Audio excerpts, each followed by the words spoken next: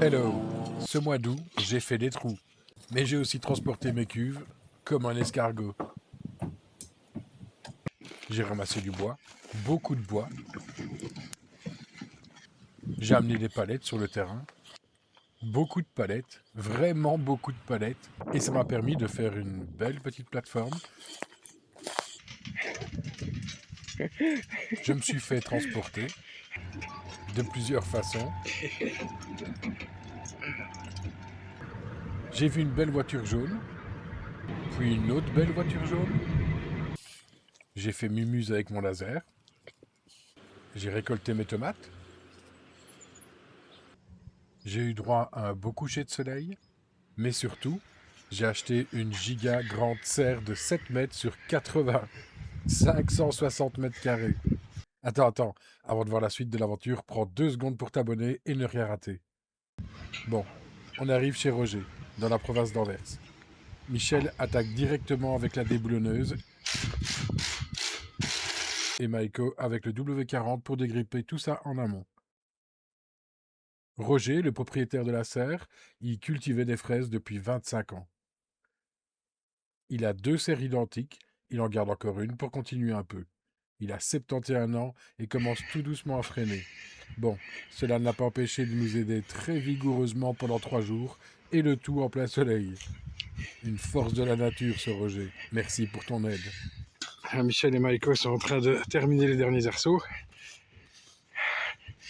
Et on va embarquer tout ça dans, à mon avis, 2-3 trajets de camionnettes. Mais qu'il faudra bien ça, vu les tonnes de métal que ça fait. Voilà, je voulais une petite serre de 60 mètres carrés.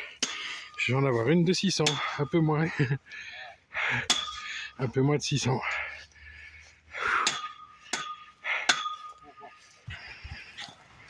Michel a presque fini de démonter les derniers modules.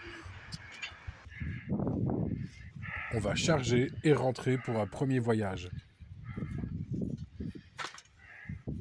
De mon côté, je rentre sur Liège avec mon van familial rempli à ras-bord de fils métalliques pour soutenir la bâche. Roger l'avait démonté pendant 2 jours avant notre arrivée. Michel, lui, repart avec la camionnette remplie de plusieurs centaines de kilos de barres de métal. La campagne anversoise où l'on se trouve a l'air remplie de petites exploitations. En quittant Anvers, on va aussi retomber dans d'interminables bouchons. J'arrive sur le terrain en premier avec Maiko, et l'on commence par vider toutes les bobines de fil métallique. Le terrain n'a pas d'accès à la route. L'accès se fait par un petit chemin long d'une centaine de mètres. Pour le moment, le chariot est une solution. Mais j'envisage déjà de lui mettre une batterie et un moteur électrique pour le faire évoluer et rendre certaines tâches moins pénibles. Il y a des centaines de barres en métal à descendre sur le terrain. Il nous faudra en tout 3 jours pour tout démonter et tout amener. Le travail qu'il reste à faire, j'en suis conscient, est encore immense. Mais je suis content que cette étape soit passée. Mais c'est inutile non plus. Je vais faire de toi une star. Mais tu ne veux pas. Mais tu seras quand même une star. Mais non, je ne comprends pas. Tu seras une star sur le réseau. Bah non, je veux te signaler en fait. Tu vas me signaler? Mais je suis ton père. En même temps, on ne te reconnaît pas. Là, vous avez tous la même chevelure de nos jours. D'ailleurs, ça va bien avec le maraîchage, c'est la coupe brocoli.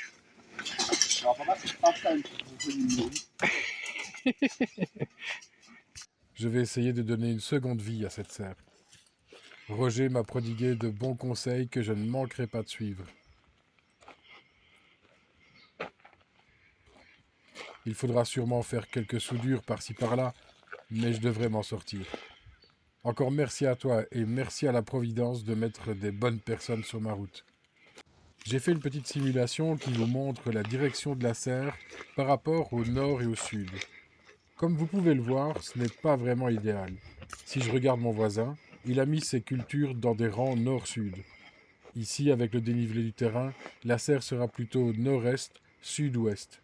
Je ne m'inquiète pas trop. Avec autant de place, je crois pouvoir aérer suffisamment les cultures pour garder un bon ensoleillement. Je fais un petit test avec mon laser de chantier pour déterminer l'endroit idéal. J'espérais voir mieux le laser en fin de journée, mais il ne va pas bien loin. Cette nouvelle étape est finie, et mes vacances aussi. Vu la longueur de la serre, je vais devoir débroussailler tout le terrain. Il me faudra ensuite louer une machine pour essayer de créer une surface bien plane pour accueillir cette immense serre. N'oubliez pas de vous abonner pour suivre toute la suite de cette aventure. Merci. Belle journée à vous.